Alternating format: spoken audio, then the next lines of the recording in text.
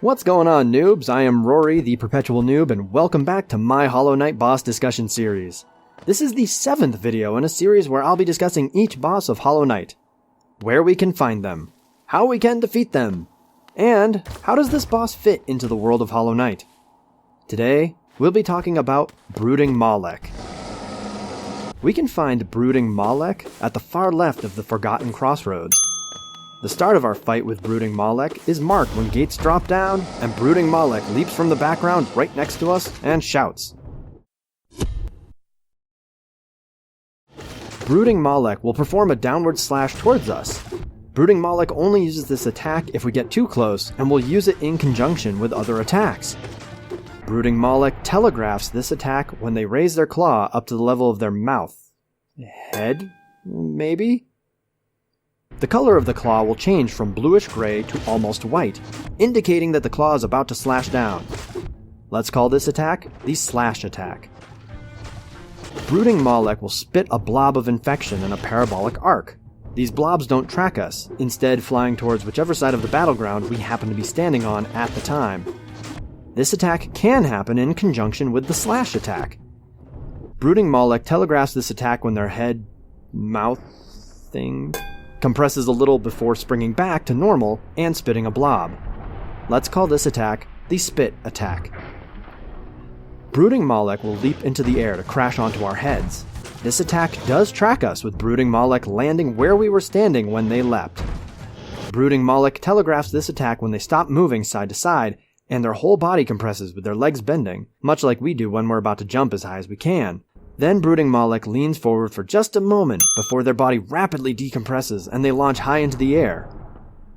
Once Brooding Mawlek has tried to crush us, they will quickly leap again to return to the center of the battleground. Let's call this whole process the Leap attack. Brooding Mawlek will shoot a multitude of blobs of infection in a parabolic arc simultaneously. These blobs do not track us, instead flying towards whichever side of the battleground we happen to be standing on at the time. Sounds familiar, right? Well, that's where the familiarities end.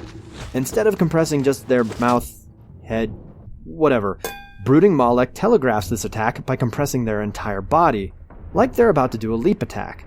However, Brooding Mawlek will stay compressed for a little longer and not lean forward before rapidly decompressing and spitting the blobs at us.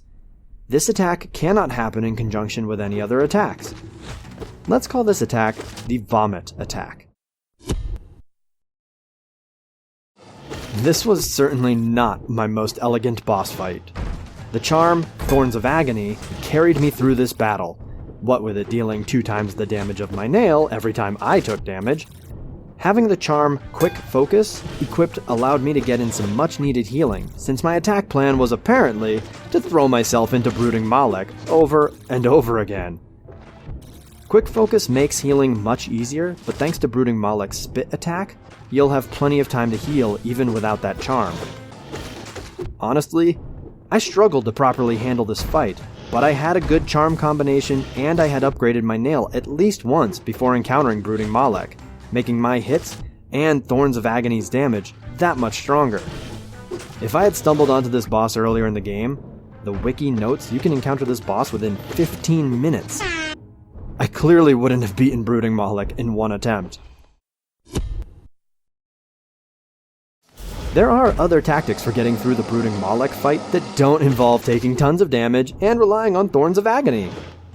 Any charms that extend the reach of your nail, like Long Nail and Mark of Pride, are useful in this fight to keep you out of range of Brooding Mawlek's Slash attack. You can walk away from, or even stand still during, the Spit attack. Moving left or right when Brooding Mawlek does a leap attack will ensure they miss you.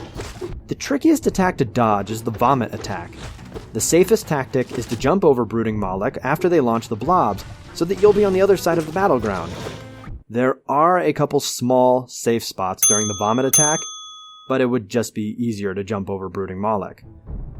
Desolate Dive is a solid spell option because it can keep you safe from just about every Brooding Mawlek attack while still doing damage, so the Spell Twister and Shaman Stone charms are still useful. Don't forget to upgrade your nail at the Nailsmith, and don't forget to buy charm notches from Salubra so you can equip more charms. Solubra's the reason I was able to have the charm combination I did for this fight. Please see the Soulmaster video for a more in-depth general discussion about playstyles and charm combinations. Once Brooding Mawlek is defeated, we can pick up a Mask Shard. Every 4 Mask Shards collected grants us 1 more hit point, not unlike heart pieces in the Legend of Zelda games. So who is Brooding Mawlek? From the Hunter's notes? Ferocious, but extremely social creature. Becomes aggressive if not able to mingle with its own kind. The Hunter has heard Brooding Mawlek crying out, but has never heard another one respond, suggesting that this Brooding Mawlek was the last of its kind. And as far as the wild world of Hallownest is concerned, that's the truth. We've killed the last free Brooding Mawlek. There is one kept in captivity at the edge of the world, but unless these Brooding Mawleks reproduce asexually, we have just driven them to extinction. Go team? That's it for our boss discussion about Brooding Mawlek. Thank you for joining me today, noobs. Stay tuned for future Hollow Knight boss videos. If you've got any thoughts about this Brooding Mawlek fight, I'd love to hear them in the comments below.